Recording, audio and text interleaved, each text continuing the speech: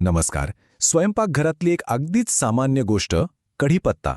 अनेकदा तो फक्त फोडणीपुरताच वापरला जातो, नाही का? पण काय होईल जर असं कळलं की ह्या चिमुकल्या पानात एक मोठं शक्तिशाली आरोग्य रहस्य दडलेलं आहे?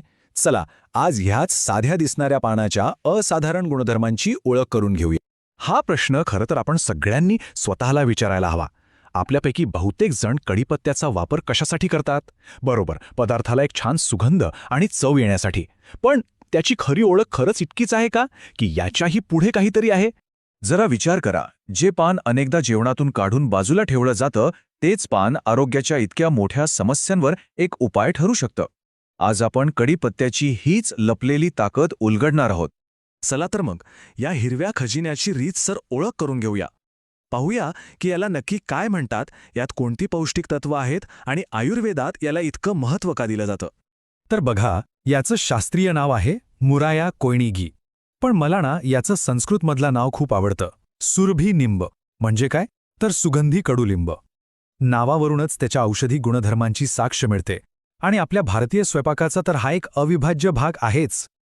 आता बघा, या पानामध्ये काय काय दडलंय. हे एक खरं पॉवर हाऊस आहे. यात जीवनसत्व अ, ब, क, ई तर आहेतच, जे आपल्या त्वचेसाठी आणि रोगप्रतिकार शक्तीसाठी एकदम आवश्यक आहेत. याशिवाय यात आहे भरपूर लोह, जे रक्तासाठी महत्त्वाचं आहे.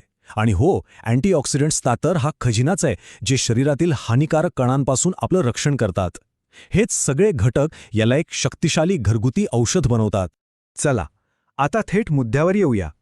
पाहूया या पानांची खरी आरोग्य शक्ती. केसांपासून ते हृदयापर्यंत कढीपत्ता आपल्या शरीराच्या प्रत्येक भागाला कसा फायदा पोहोचवतो, हे ऐकून खरंच आश्चर्य वाटेल. सगळ्यात आधी केस. कढीपत्त्याचा नियमित वापर केसांची मुळं मजबूत करतो, अकाली केस पांढरे होण्याची समस्या कमी करतो आणि त्वचेसाठी तर हा जादूच करतो.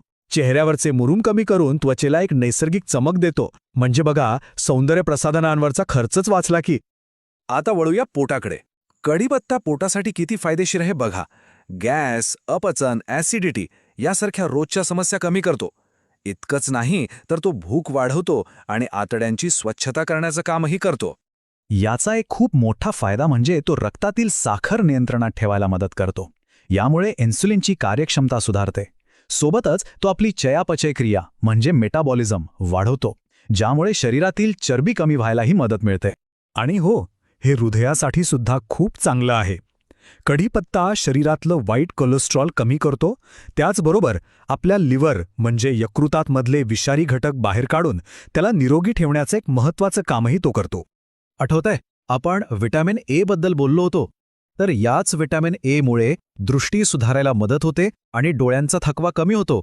इतकंच नाही तर सर्दी, खोकल्यासारख्या सामान्य आजारांपासून आपलं संरक्षण करून तो आपली रोगप्रतिकारशक्ती म्हणजे इम्युनिटी सुद्धा वाढवतो. आणि हो, ही यादी इथेच संपत नाही. कढीपत्ता शरीरातल्या रक्ताची कमतरता म्हणजे ॲनिमिया दूर करायला मदत करतो. यामुळे काय होतं तर थकवा कमी होतो आणि शरीराला एक नवीन ऊर्जा मिळते. इतके सगळे फायदे ऐकल्यावर आता नक्कीच प्रश्न पडला असेल की याचा रोजच्या आहारात समावेश कसा करायचा. चला, तेही अगदीच सोपं आहे. पाहूया कसं. बघा, हे खूपच सोपं आहे.